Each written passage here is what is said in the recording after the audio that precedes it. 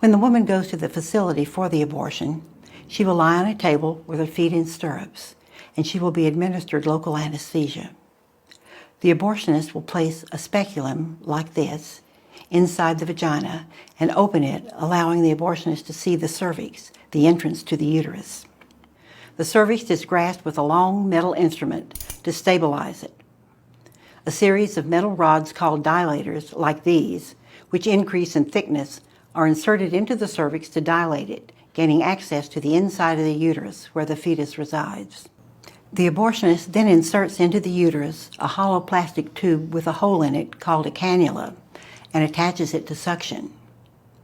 If the embryo is small enough, the cannula can be attached to a syringe, and manual suction alone will remove the embryo and placenta from the uterus. Otherwise, the cannula will be attached to a suction machine. The suction machine is turned on and the abortionist slowly rotates the cannula inside the uterus. The fetus is rapidly torn to pieces as it is pulled through the cannula and tubing into a large glass bottle, followed by the placenta. Sometimes smaller embryos are pulled through intact.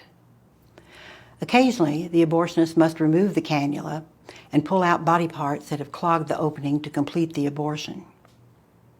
Once the abortionist thinks everything has been removed, she will sometimes use a long metal curette to scrape the lining of the uterus to make sure no parts are left behind. An incomplete abortion can cause infection or bleeding.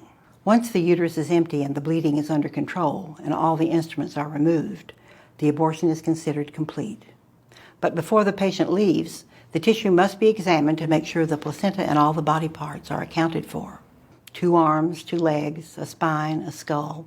The risks of suction abortion include perforation or laceration of the uterus or cervix, potentially damaging intestine, bladder, and nearby blood vessels.